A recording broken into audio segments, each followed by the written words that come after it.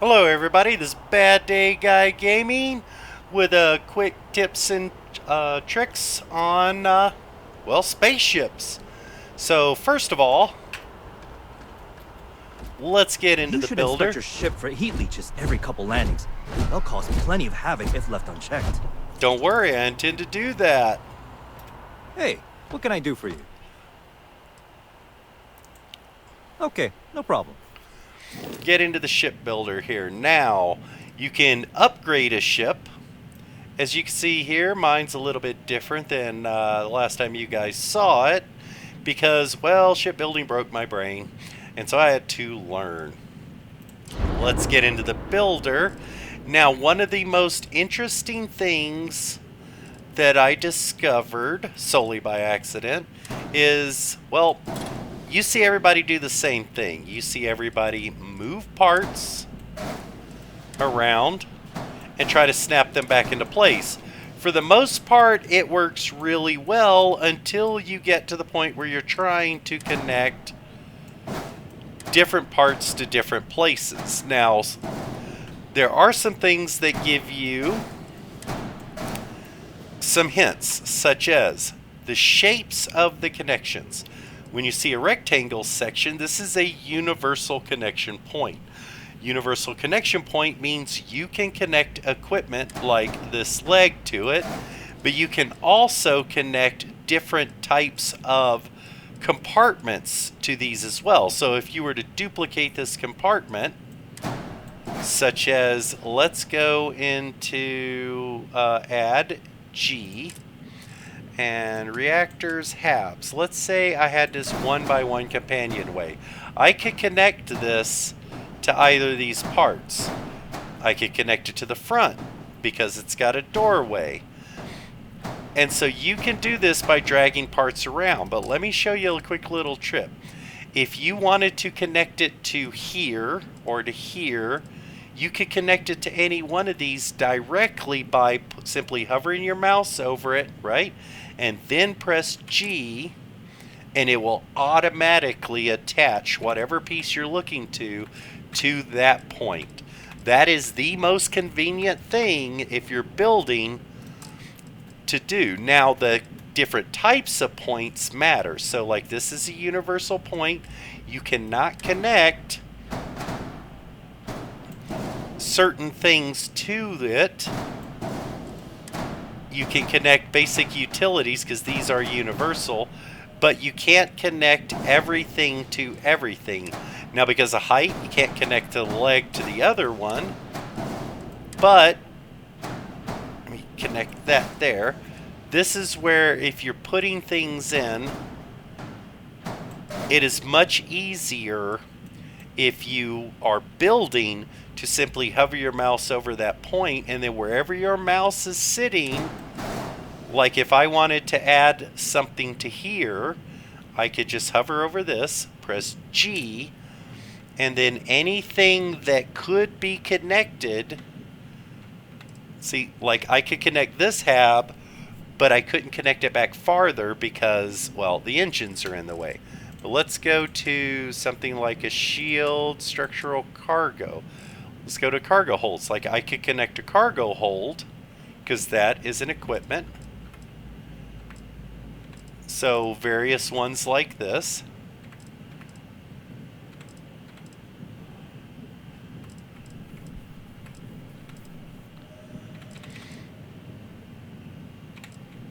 And if you advance up, you could build better ones like there.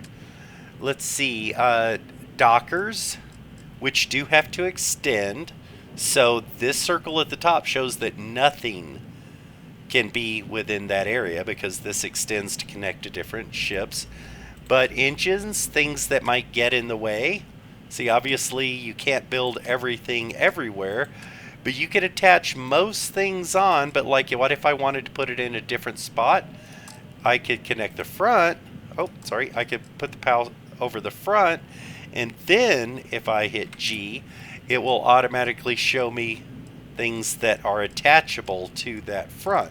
So if I go to bays, it will show me all the front bays that might be able to attach dockers, grav drives, habs, reactors, structural components. So see, you can connect much easier doing it that way. Again, let's show this with weapons mounts. So let's say I have this weapon mount. They will sometimes click, but sometimes you have trouble getting them to click on somewhere. So let's say you can hover over the individual point, like see, if I put it in the middle, it might click to either one. But if you actually hover the mouse over the point and then press G, it will automatically, since it is a weapons point, see, it automatically comes up as weapons, right? So if you just hover onto this and press G, see, it might go to whichever one. But if you hover over the specific one, press G, see, they will all just line up on that one. So other than that, shipbuilding is pretty straightforward, pretty easy.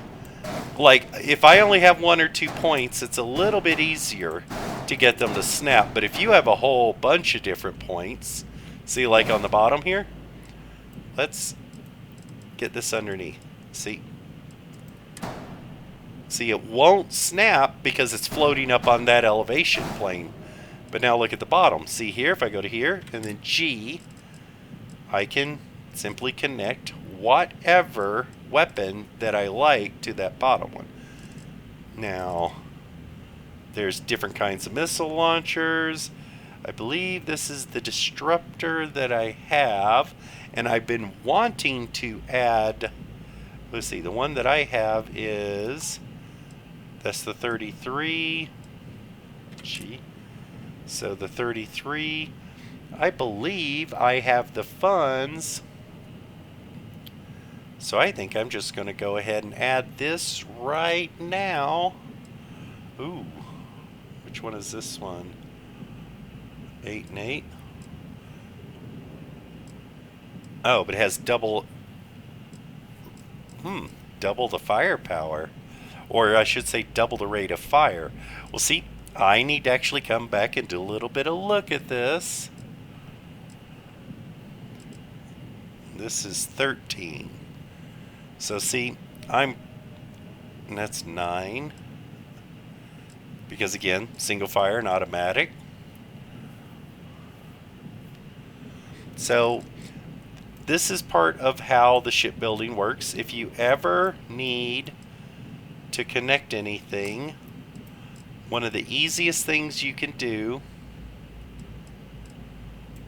ooh, I can do more underneath. Let's see.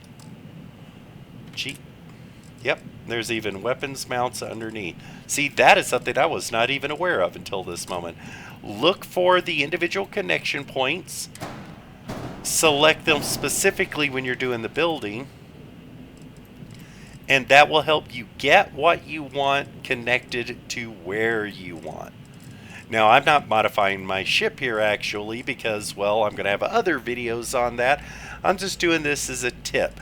But now I have one other surprise about ships that you're going to want to see. Captain Russell, greetings. Everybody builds their ship. Everybody walks around and looks at their ship. They're like, oh, great. Yeah, you see some numbers there on the side of the ship. Oh, it looks a little weathered. Oh, look. Let me explain. You guys don't really have a clue. I have to give Bethesda their serious props for what they've done with their ships, and I can explain why. I'm wearing a jetpack, so let's get up. Get up. Okay, never mind. I'm going to have to go up on the side. Come on.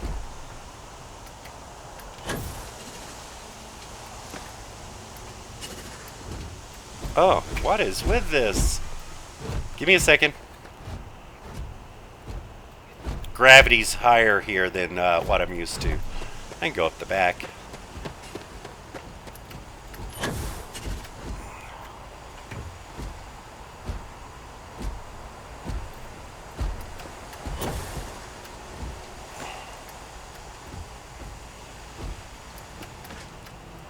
There we go.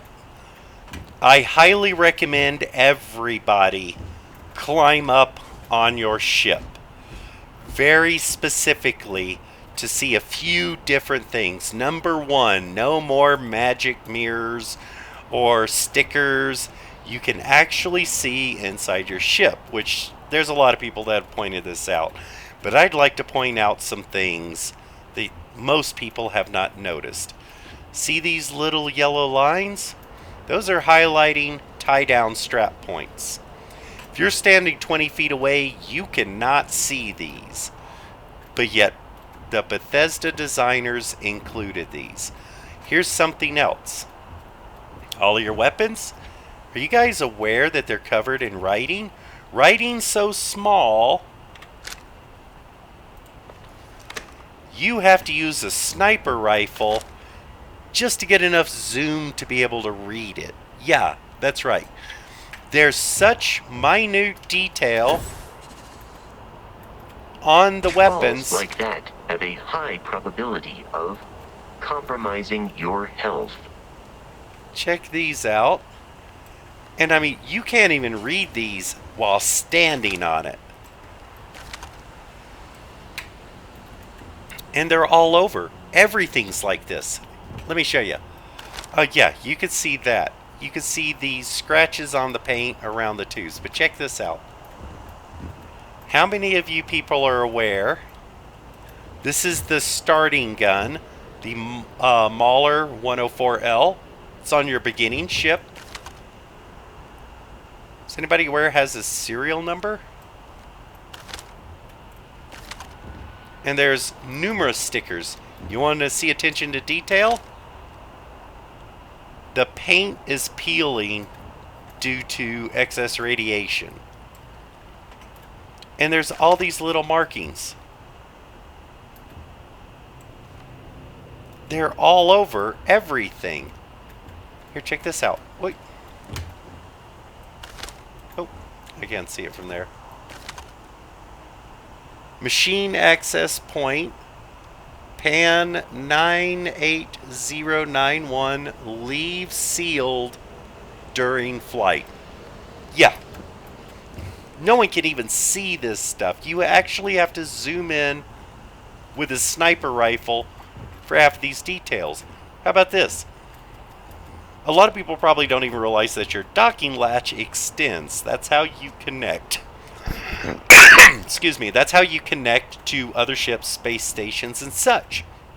Well, as it extends, you have these hydraulic arms and everything that extend your hatch. And the flexible parts are covered with nice shiny mylar, just like on the International Space Station and everything. This is how docking hatches are made. And look, even the parts are weathered, and it is exactly as it should be. Now, I'd like to point out a little something about the engines. Besides the fact that they've got this simple stuff like attachment points and danger, and check this out, radiation zone, because of course this is the jump drive, the grav drive. But check this out.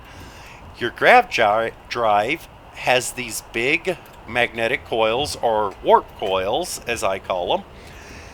This is the base, the most advanced one, but it is the base model. It could still be upgraded twice with this particular engine. Now check this out. There's 1, 2, 3 coils, but if you notice, there's room for 2 more. And guess what? There's 2 more upgrades. So 1, 2, 3. If you upgrade it once, you will get extra coil for increased range. If you increase it again, you will get the 5th coil and even more range out of it. So I haven't bothered or upgraded it. I just got this size because of the mass of the ship. But yes, you can upgrade it, and it physically changes by adding more warp coils to get you your mass drive to maximum capacity.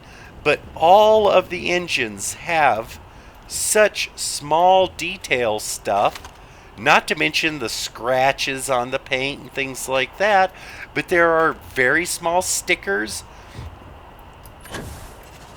Oh. There are items in between the sections that when you connect them all together, you don't even get to see them. But if you come look at various points underneath and around, you're going to find all different kinds of stickers, writing, serial numbers. If you look close at your ship, it will surprise you guys. So I hoped you liked my little hints on snapping points together. And I mean, I even just discovered that there's extra weapons ports underneath because I was paying so much attention to the top and all the stickers that I missed the one on the bottom. I would consider putting one here, but I like to be able to have my easy access to the hatch without having to worry about banging my head on something. But I might actually consider the ones underneath there, though.